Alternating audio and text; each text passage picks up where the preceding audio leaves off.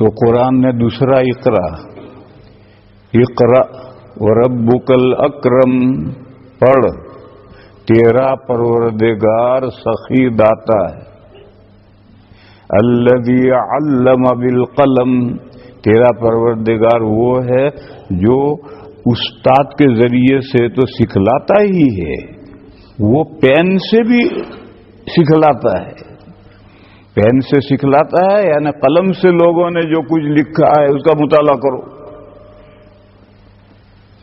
مگر اس مطالعہ کرنے میں اس کا خیال رکھنا ہے کہ اناپ شناپ مت پڑھو ورنہ گمراہ ہوگے، اناپ شناپ مت پڑھو، جو بھی کتاب ہاتھ میں آ گئی پڑھنے لگے، نہیں، اہل حق کی کتاب پڑھو، اہل دل کی کتاب پڑھو، دو شرطیں، اہل حق اہل السنہ والجماعہ میں سے ہو اسی کی کتاب پڑھو، گمراہ فرقوں کی کتابیں مت پڑھو، چاہے اس کی زبان کتنی شاندار ادبی زبان ہو، چھوڑو اس ادب کو، تمہیں ادب سیکھنا ہے تو شیکسپیئر کے ڈرامے پڑھو،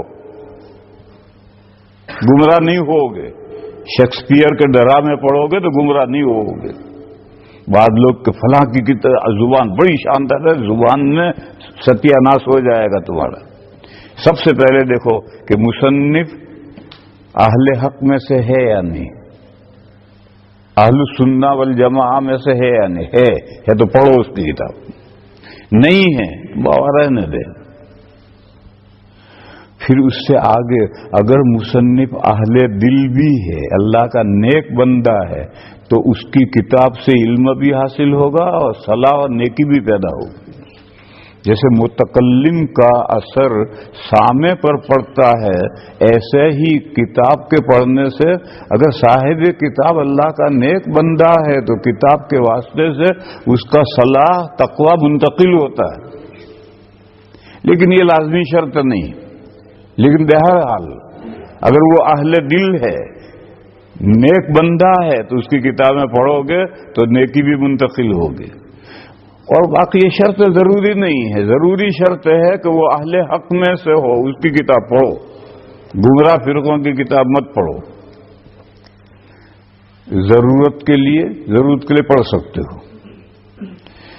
کب پڑھ سکتے ہو؟ جب حق اور باطل میں امتیاز کرنے کی صلاحیت پیدا ہو جائے، اب پڑھو، عیسائیوں کی پڑھو، ہندوؤں کی پڑھو، کسی کی بھی پڑھو، اور جب تک حق اور باطل میں امتیاز کرنے کی صلاحیت پیدا نہ ہو مودودی کی کتابیں مت پڑھو۔ وہ کہاں اچھی صحیح بات کہے گا، کہاں گڑبڑ کر ڈالے گا، ہر آدمی نہیں سمجھ سکتا۔ میں مظاہر سہارنپور میں پڑھتا تھا، اصول الشاشی پڑھتا تھا، سال تھا، تو میں درسگاہ میں کیواڑ سے ٹیک لگا کر مودودی صاحب کی کتاب پردہ پڑھ رہا تھا۔ مجھے شروع ہی سے اردو زبان سے محبت ہے، اور مودودی صاحب بہت شاندار اردو زبان لکھتے ہیں، تو میں ان کی اردو سے سیکھنے کے لیے ان کی کتاب پردہ پڑھتا تھا، اور پردہ کتاب میں کوئی ایسے گمراہی کی بات نہیں تھی، تو میں دروازہ ٹیک لگا، چھوٹی سی سائز میں چھپی ہوئی ہے، میں پڑھ رہا تھا، اور استاد پیچھے سے گزرے، حضرت مفتی یحییٰ صاحب قدس سرہ انتقال ہو گیا، وہ پیچھے سے گزرے، ان کی نظر پڑی، میری نہیں پڑی۔ پھر آگے دروازے سے جب اندر داخل ہوئے تو میں نے کتاب بند کر کے تپائی کے نیچے رکھ دی اور اپنی کتاب کھول لی، سبق پڑھا۔ سبق پڑھ کر کے استاد جب جانے لگے تو مجھ سے یہ کہتے گئے مغرب کے بعد دارالفتہ میں آنا۔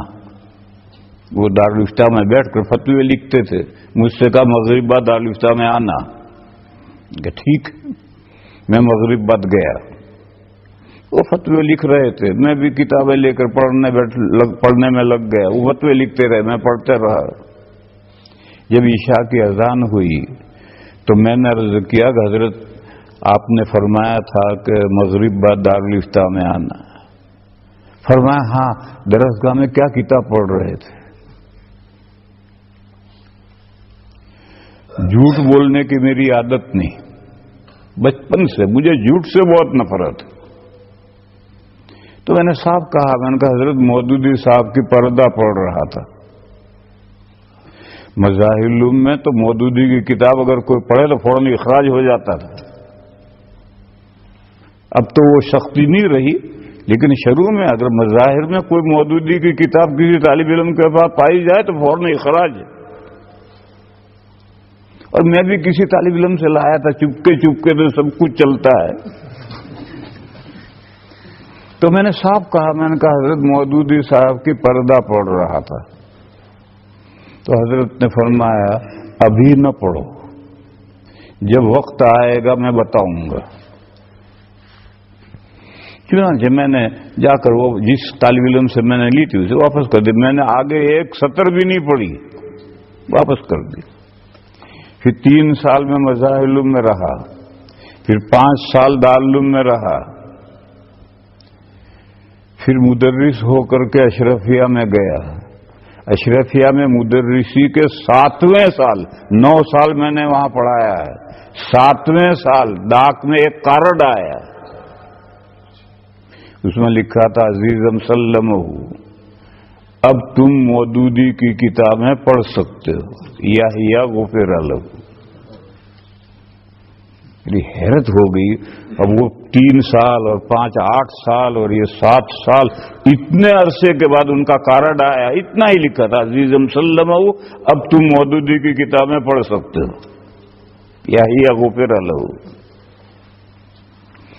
تو پکا جب علم ہو جائے، حق اور باطل میں امتیاز کرنے کی صلاحیت پیدا ہو جائے، کچھ بھی پڑھو، کوئی ضرر نہیں پہنچے گا۔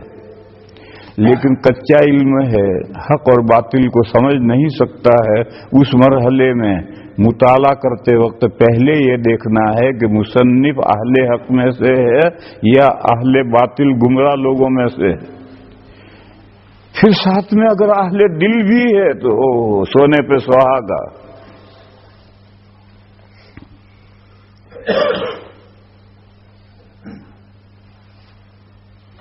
اور پڑھنا ہے، پڑھنا ہے، پڑھنا ہے، مسلسل علم کو علم کے لیے پڑھنا ہے۔ پھر قرآن کریم کہتا ہے علم الانسان ما لم یعلم، اللہ پین کے ذریعے سے انسان کو وہ علم سکھلاتے ہیں جو اس نے مدرسے کی زندگی میں نہیں جانا۔ ہاں تو اس نے استعداد حاصل کیے، پیدا کیے، اور اس استعداد سے جو پڑھے گا تو اللہ تعالیٰ نئے نئے علوم سکھائیں گے۔